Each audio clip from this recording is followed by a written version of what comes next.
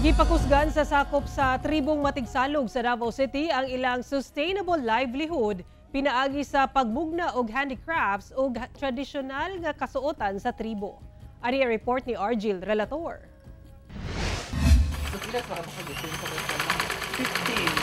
Siya si Nanay Nora, usa ka mananahi og tradisyonal nga kasuotan ubos sa Batok Community Enterprise nga usa ka Matigsalog community-based livelihood store sa Barangay Marilog proper, Davao City.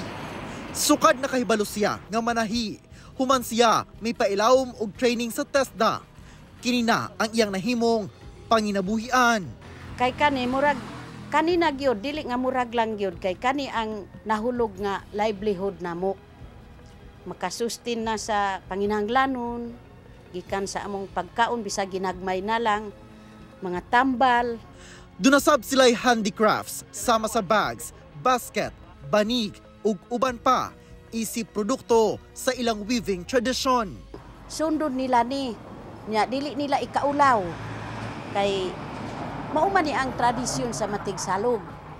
Gipakusgan karon sa mga sakop sa tribong Matigsalog ang pag-angkon ug panginabuhian samtang ginasigurong ginapanalipdan ang ilang mabungahon nga cultural identity. Sa pagkakaron ang amo ang panginabuhi, dili gyud ingon nga kanang totally nga nakakuan na gyud mi kanang sustainable na gyud. So paningkamutan namo at least sa pagkakaron is naga-income na nagyoy pagkaon nga ma-provide sa ilang mga family.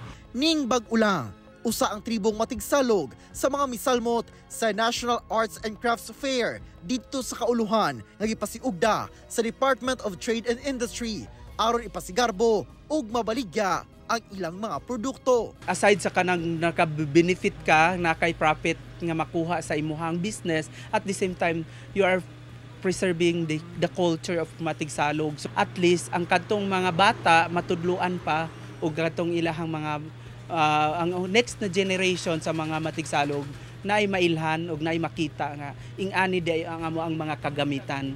Naninguha sila nga sa moabutay nga panahon mas maila ang ilang mga produkto nga ginama sa ilang mga katribo.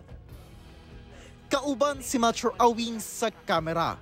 Ako si Argil Relator. 1 Mindanao.